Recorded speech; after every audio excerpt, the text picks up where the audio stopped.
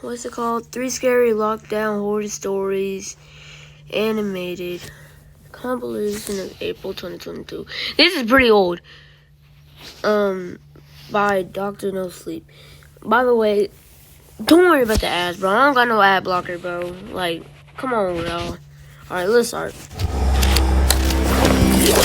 Dr. Nicely. The PA system crackled to life on a Thursday during second period in my junior year of high school. The familiar tones of the recorded voice filled my classroom. Lockdown, locks, lights, out of sight. Lockdown, locks, lights, out of sight. The words kept repeating as Mrs. Danbury paused at the board and looked up at the speaker in the corner of the room. "Okay, you all know what to do," she said, rushing toward the classroom door to shut and lock it. Nervous chatter went up among the students as we rose from our desks and moved into position against the wall. "Is this real?" my friend Colin asked as we sat on the floor with our backs to the wall. "Must be," I said. "They'd tell us if it was just a drill." The sound of helicopter rotors was faintly audible over the recorded voice of the lockdown. Wait.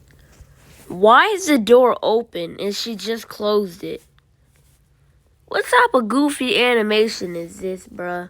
Like, come on, bro. "Must be," I said. "They'd tell us if it was just a drill." The sound of helicopter rotors was faintly audible over the recorded voice of the lockdown alert, and the noise grew louder as we sat there in the dark classroom. After a few moments, it sounded like the helicopter was right over the school. A full minute passed before the helicopter moved again, the noise making it sound like it was going in circles above the campus. A loud bang, like a door flying open, sounded outside. Someone yelled in the hall, a sound that was quickly replaced by automatic gunfire. I slammed my hands over my ears, along with many other students. Some of the girls, and even a few of the boys, covered their mouths as they cried out softly. More gunfire erupted out in the hallway. It sounded as if there were 4 or 5 guns firing. An inhuman screeching sound pierced the air, making my eyes go wide. I looked over at Mrs. Danbury, whose face was drained of all color. She was the nearest to the door, the nearest to whatever the hell was going on in the... Hey, at least you know the ops are gonna die first, bruh. If that teacher's annoying too, I'm glad she by the door. He's gonna kick down that door to get the brrr. She's gonna be the first one down. Honestly, I'm glad though. Teachers be annoying. Hallway. The gunfire stopped, and I heard a man shout and then scream. His wail of pain stopped abruptly with a loud, crashing bang. I didn't have to see it to know that he'd been thrown into the lockers lining the hallway. The metallic bang was enough to tell me that. More gunfire sounded outside, and then more screaming. Yo, how many Then people are there was silence. Like, geez, there cannot be this much gunfire. And how are they kicking down the doors? These doors must be made of plastic or something, bruh. Like, come on. For several seconds, we all listened hard for anything outside. The recorded voice was still going, and the helicopter was still faintly audible. The sound of running footsteps suddenly came to us from the hall. The footsteps stopped abruptly, and a terrible scream erupted just before the door to our classroom smashed in. A SWAT officer flew backward into the room and slammed into Mrs. Danbury's desk, which slid several feet from the impact. Cries of fear came from the students around me as they saw the soldier was missing an arm.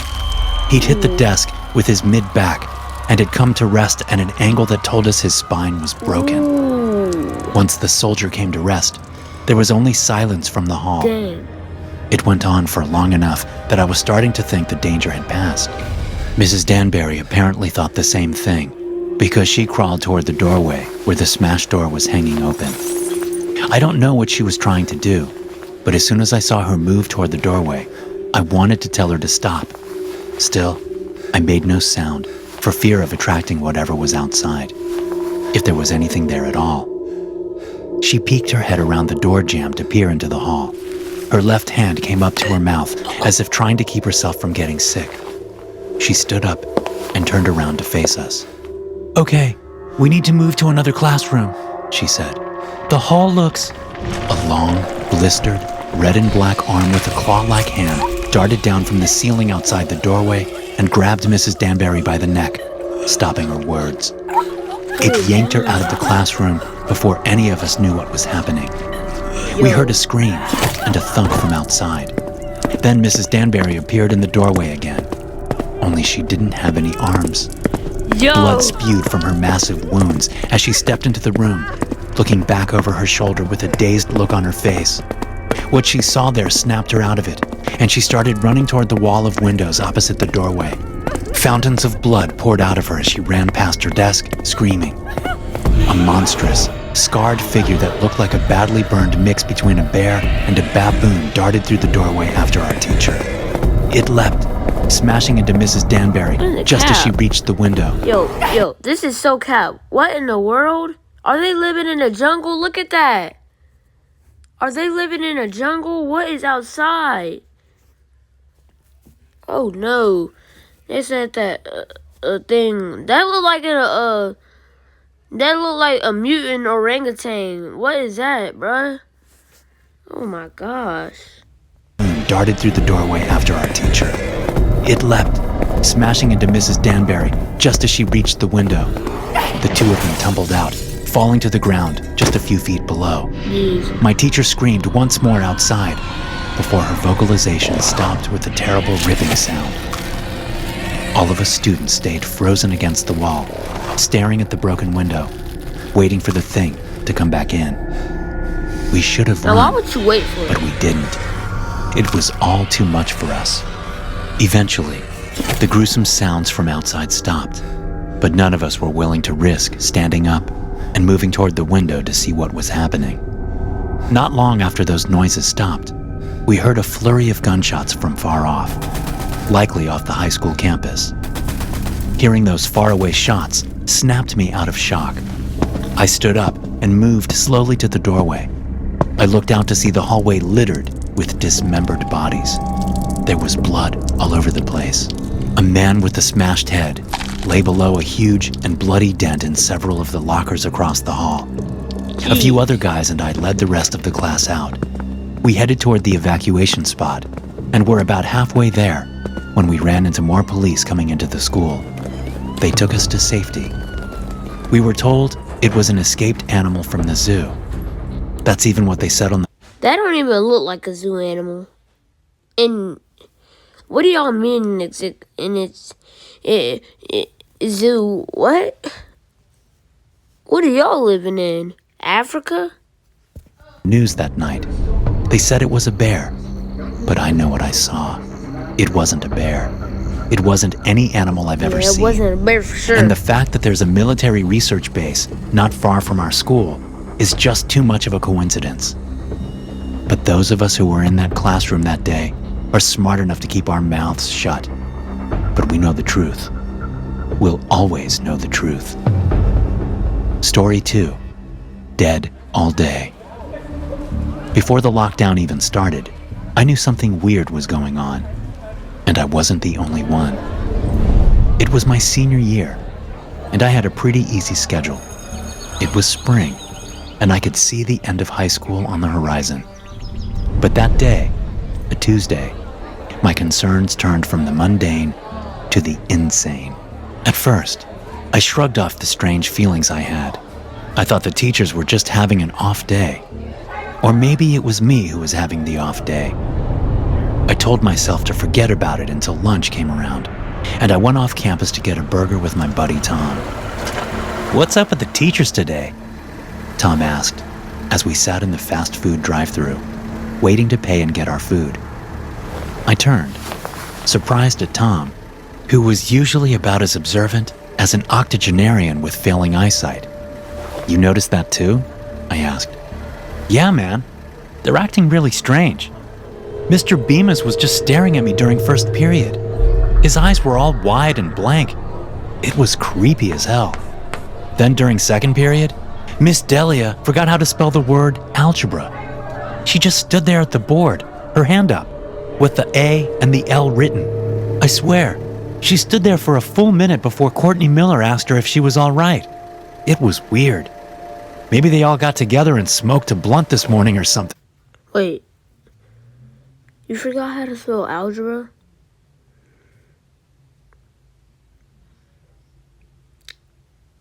I have no words. What? And you're in senior year. Senior year? And your teacher had forgot how to spell algebra. That's the type of stuff that we learn in 6th grade. Or no, 5th grade. What? I laughed at that, Like, that's what... thinking about the teachers hotboxing one of their minivans. But the laughter didn't last long. Tom was right. Something funny was going on. Yeah, Mr. Liu walked super slowly up and down the aisles while we were taking a test today, I said. He never does that. He always sits at his desk and reads or something while we take tests. And how slow he was walking? You'd have to try really hard to walk that slowly.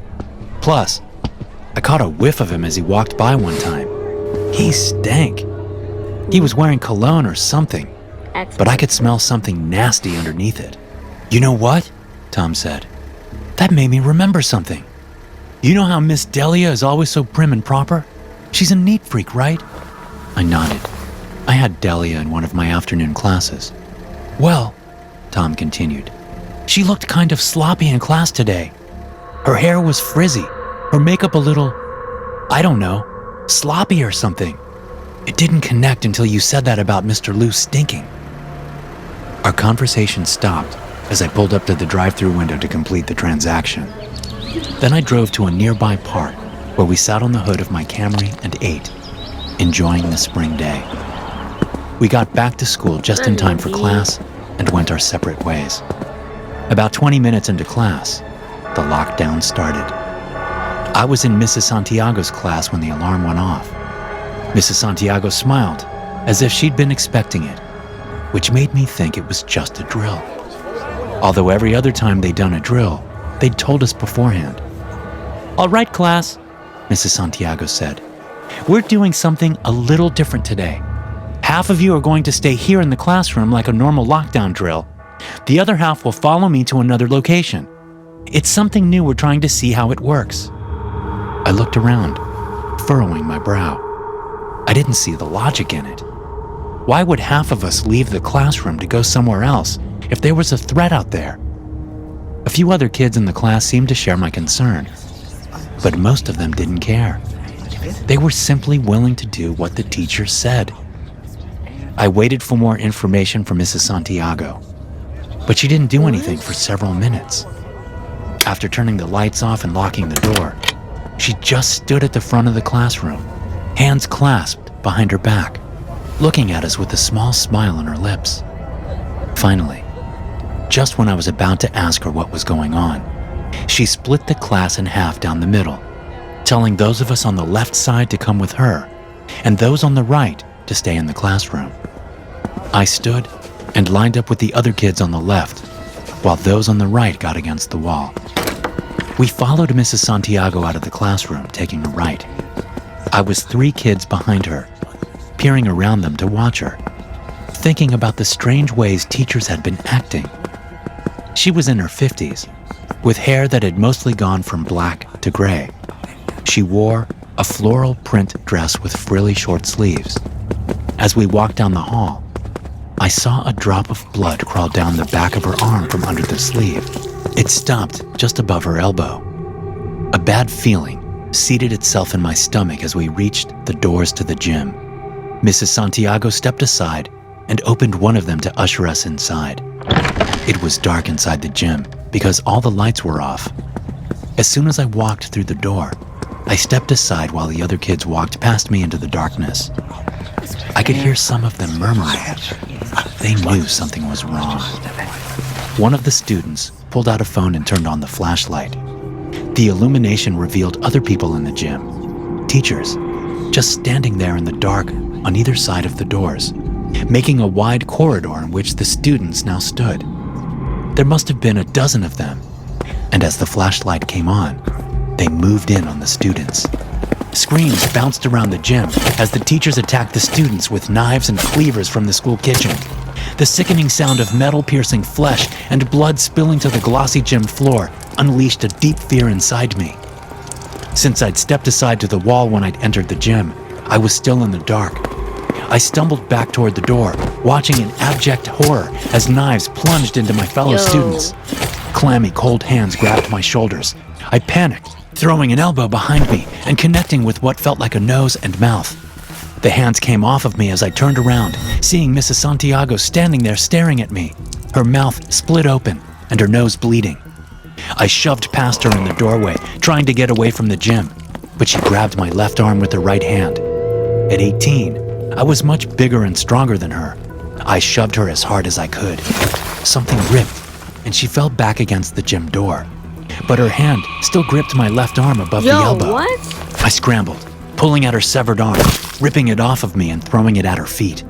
I ran, looking back over my shoulder as Mrs. Santiago stood there, seemingly unaware that she'd just had her arm removed, staring at me as I sprinted down the hallway. I ran for the nearest exit through the empty hallways, past dark classrooms. The lockdown alarm was still blaring, but I barely noticed it. The sound of my heart beating seemed louder than any alarm could ever be. I slowed as I passed Tom's classroom, clarity coming into my thoughts. I wanted to run out, but thinking of Tom and my other friends made me think of all the students that would be in danger if I just ran away. I approached Tom's classroom slowly, glancing through the slender window into the dark room. I thought I had seen Tom's fifth period teacher, Mr. Pelham, in the gym. So when I didn't see anyone in the classroom, I banged on the door. "Tom!" I whispered loudly at the door between bangs. "Tom, it's me, Nate," I said. Tom appeared out of the darkness. "Nate?" he said through the closed door. "What are you doing? It's lockdown, man." "Where's your teacher?" I said. "I don't know. He left like 5 minutes ago. Told us to stay put." "Open the door. We've got to go," I said. "The teachers, they're killing people." "What?" Tom said, smiling. "Don't mess with me, man. This is serious." I stepped back from the door and glanced both ways down the hall. I didn't see anyone. "I am serious," I said. "Everyone needs to leave. Come on." Tom reached for the door handle, but a voice from inside the classroom stopped him. I couldn't hear exactly what they said, but Tom's response gave me a clue. "I know we're not supposed to open the door," Tom said, "but this is Nate. He's no school shooter." Tom opened the door and let me inside. I closed it behind me and looked into the darkness at the students sitting against the wall. "We need to go," I told them. "Now. Something is seriously wrong." "We're supposed to stay here," one girl whose name I didn't know said.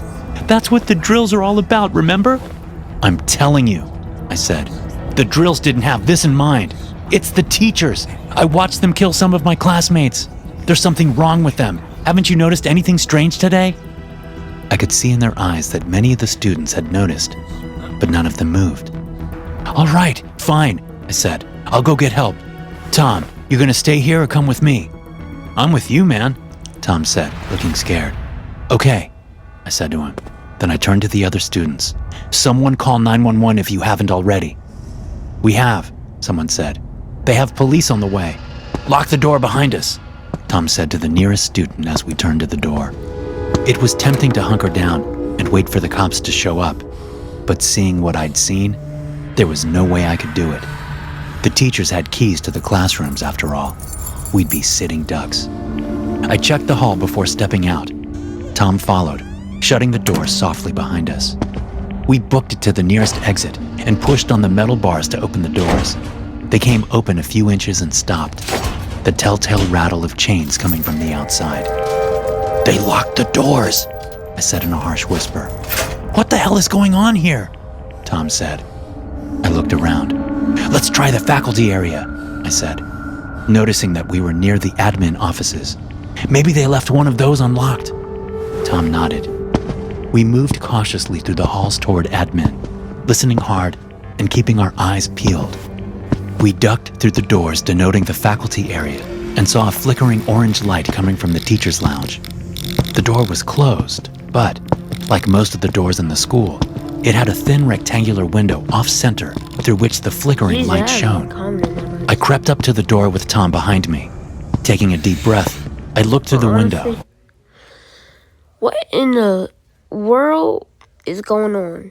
He said that his teachers were killing the students with knives. he brought his friend. Like, his teacher lost the arm. I mean, I'm glad it don't say true horror stories, because, boy, this ain't true. Window off-center through which the flickering light shone. I crept up to the door with Tom behind me. Taking a deep breath, I looked through the window. I saw a figure in the middle of the room staring right at me. I pulled my head back down. What? Tom said. There's someone in there, I said, then stopped. Who is it? The image of the figure in the room took a moment to solidify in my mind. I stuck my head up again and looked through the window. The vice principal, a man named Ben Sheridan, was floating in the middle of the room. His legs and arms outstretched to make an X with his body. He was naked, and there were also red glowing words and symbols written on the floors and walls of the lounge, pulsating in time with so dumb. I couldn't, and I realized he was by the faculty. I pushed on one of the doors, my hope disappearing as it, too, only opened partially before it was stopped by exterior chains. The principal's office, I said. Maybe the window's open, or we can break one. Tom nodded, following. Oh my gosh, y'all. Imagine a transformation for Along, I said I don't wringing have his an hands. As soon as we got into the office, I could tell that the windows weren't designed to open. I started looking around for something heavy I could use to break one of the Use windows. those scissors. I located a heavy teaching award on the desk and picked it up. It was the shape of an apple attached to a wooden base. It weighed maybe 10 pounds. I glanced down at the desk plotter, noticing that it was a calendar. I looked at yesterday's date, reading a note there. Faculty meeting, 5:30 p.m. Something fell together in my mind. I was about to tell Tom about it when he spoke. "Someone's coming," he said in a harsh whisper.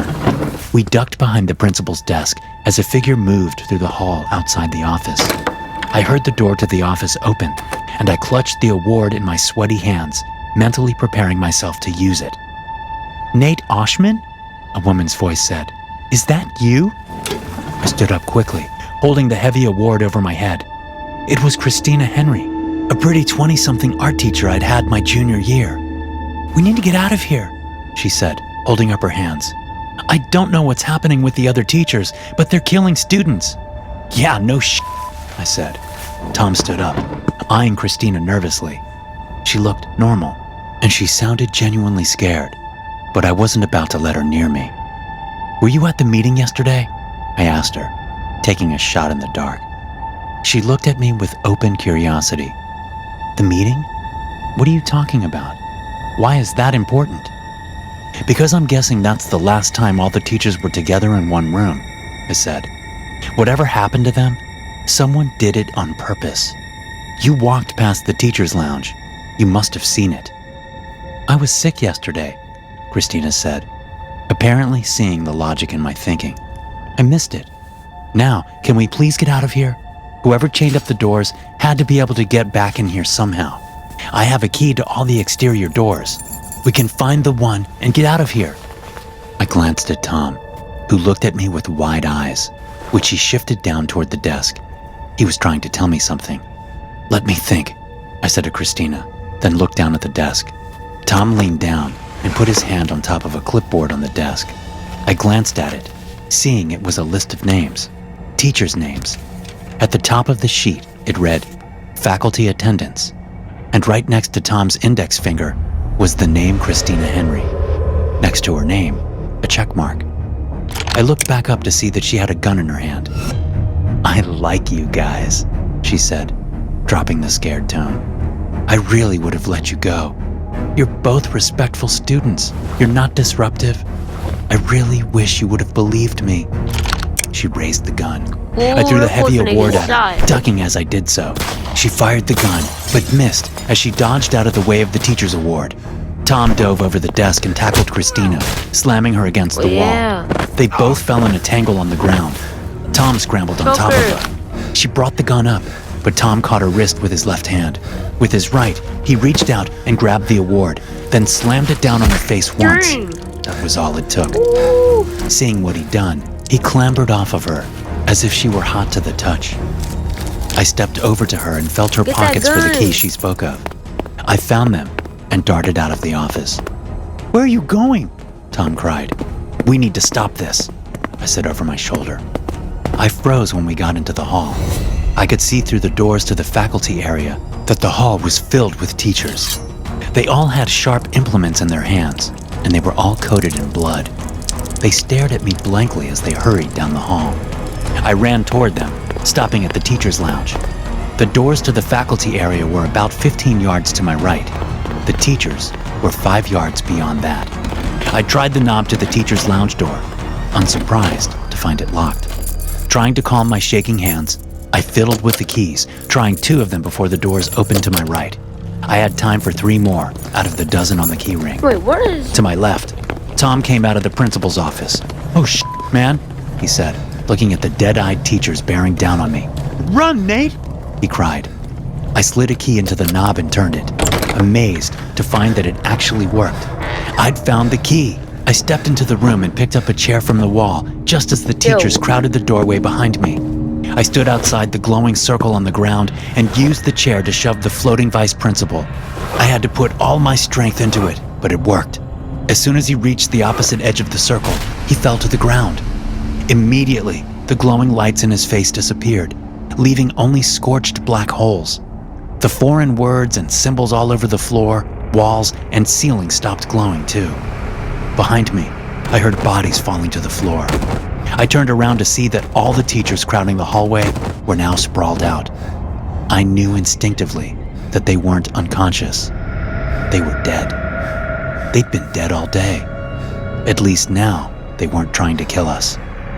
Behind us, outside the school, the sound of approaching sirens was like music to my ears. Story 3, Hungry High School. Okay, that one was good, but bro, it was so cap. Think you the superhero and all that. This is so cap. Story 3, the Hungry High School. Wait, what? The Hungry High School. Whoa. Yeah. Behind us, outside the school, the sound of approaching sirens was like music to my ears. Story 3, Hungry High School. History class is underway, and there's nothing more boring. I slide down in my seat and adjust my hooded sweatshirt. Mrs. Blaylock used to give me shit about my hood. Blaylock. What's up? My last name is Blaylock. Oh my gosh, bro. Your dad must have had been, what? Bro, your dad must have been a combination of a knife and the keys, cause there ain't no way your last name Blaylock. They put 2 words that should never go together and put it together, and Blaylock was formed.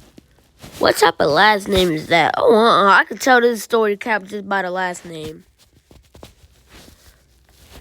History class is underway, and there's nothing more boring.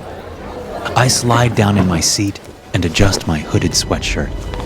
Mrs. Blaylock used to give me shit about my hood, but I eventually wore her down. It's not the hood that I'm concerned with, though. It's the headphones in my ears under the hood. There are a few classes where I can get away with listening to music while the teacher drones on. It takes persistence to make it so the teachers don't even try, but I'm stubborn, and I like to get my way. I zone out while Mrs. Blaylock goes over World War II. Class is about halfway over when all the students suddenly perk up and look toward the PA speaker in the corner of the room. I reach up and take one of my headphones out, hearing the familiar instructions of another lockdown drill. It's about time for one, I think. We do one every month. I slip the headphone back into my ear. I don't need to hear the instructions. I already know what we're supposed to do. I lean forward and get ready to head to the other side of the room with the rest of the students. A fast-paced punk rock song plays in my ears. Everyone stays seated for another minute or so. and I assume there must be some other announcements or instructions for this drill. I debate taking my headphones out to hear them, but it's probably too late now anyway. I'll just follow the lead of the other students. Mrs. Blaylock is standing in the front of the room. Now, why would you follow the lead of the other students if they're just students? Follow the lead of the teacher, honestly, if it's something like this. Like, come on, bro, not the students. Take out your stuff. It's not too late, bro. Take it out. I debate taking my headphones out to hear them, but it's probably too late now anyway. I'll just follow the lead of the other students. Mrs. Blaylock is standing in the front of the room, looking like she's asleep with her eyes open. I know the feeling. The students all stand up at the same time, a synchronized movement that gives me chills. Whoa, I stand up too. Whoa. That's a red flag. And what is you doing? Sit down with your Gojo looking so, bruh. But anyway, that's a red flag. Why did they all get up at the same time? Bots. Shrugging it off is a coincidence. I take a couple of steps forward to head to the wall, but none of the other students are moving. Whoa, that's a red I look flag. over at Jared, who is the only kid in class I can really stand, and see that he's standing up, just staring ahead.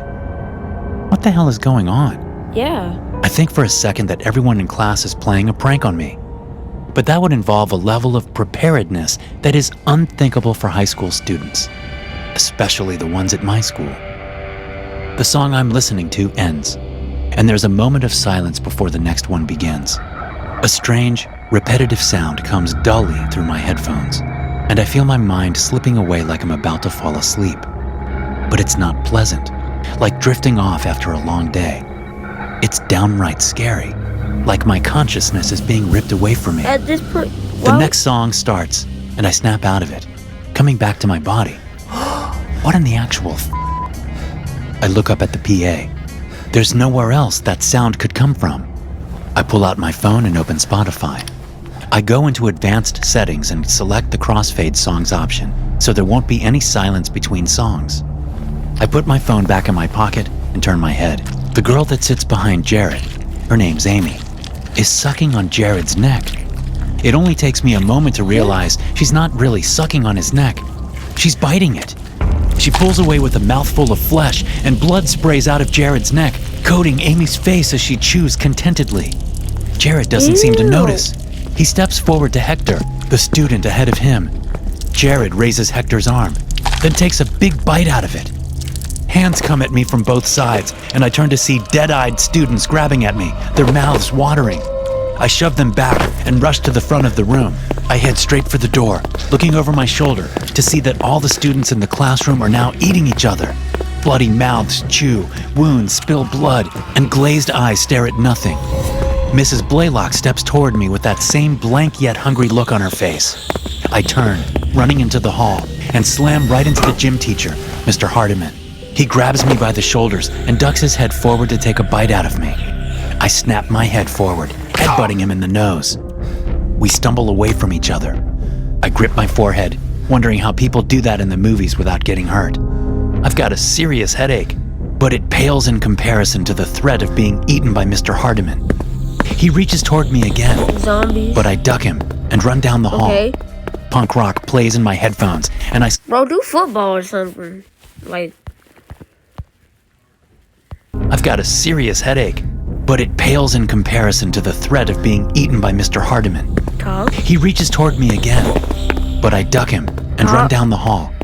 Punk rock plays in my headphones, and I suddenly feel like I'm in a movie with a kick-ass soundtrack. But a glance into a classroom I'm passing reminds me that this is no movie. This is really happening. Ew. Everyone has turned to zombies, disgusting. and they're eating each other. It's not even. I keep running, heading to the front Like, office. It's weird. I slide to a stop outside the office door, looking through the window. I don't see anyone in the office area. I don't know exactly where the PA Like, bro, just imagine a lockdown happened and you figure out that the whole class is eating each other. What would you do in that situation if there's no threat or anything? It's just like this whole school is eating each other and you're the only one locked in. What? Like, what type of story is this now? Like, first we had what? A mutant bear. Next we have possessed teachers. And third we have classrooms eating each other. What? Ain't even scary, it's just weird. Is located, but I assume it must be somewhere beyond that office door in the faculty area. I push through the door and come to the reception desk that's usually manned by Miss Kelly, the administrative assistant. I rush around the desk and trip over someone, or two someones. I realize as I look behind me where I am on the floor. Miss Kelly, once busy eating Principal Daly, now sets her sights on me. She grabs my left leg while Principal Daly, who is so badly eaten I thought he was dead, sits up from the floor and reaches out for me. I yell and kick and scramble away, ducking into the first office I see. As soon as I stand up in the office, I'm knocked down again as someone in dark clothing runs into me. We both fall to the floor, and I'm ready to fend off a hungry mouth, but the figure clambers up and runs out the door. I look around the office and see the PA system built into the wall next to the desk. The microphone is bent down to a small digital recording device on the desk. I see that someone has taped the transmit button down. I rip the tape off and hit stop on the digital recorder. I pull out my phone and turn down the volume a little, ready to turn it back up if I hear that weird noise again. But I don't. So I turn my music down some more, and then I turn it off. I hear a high-pitched sound start up, which sends my heart skipping and almost has me pushing play on my phone again. But I recognize the noise. It's the sound of hundreds of people screaming. I step out to the office door and see Miss Kelly and Principal Daly looking at their wounds, screaming. Principal Daly passes out as I stand there, unsure what to do. Miss Kelly looks up at me, tears streaming down her blood-smeared cheeks. "What happened?" she screams. "Help me!" All across the school, students and teachers are pouring out of the classrooms, bloody and missing pieces, screaming in confusion. I can hear them. I step back into the office where the PA is and shut the door for a little quiet. I call 911 and tell them there's been a terrible incident during a lockdown drill. I tell them to send all the medical personnel they can. The lady asks me how many people are injured. "All of them," I say. Once the call is done, I lean over, deep press the transmit button on the PA, and tell everyone that help is on the way. I can still hear the screaming.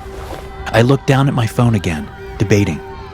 Making a decision, I turn my music back on, crank the volume, and go looking for a first aid kit, thankful that I can no longer hear the screaming.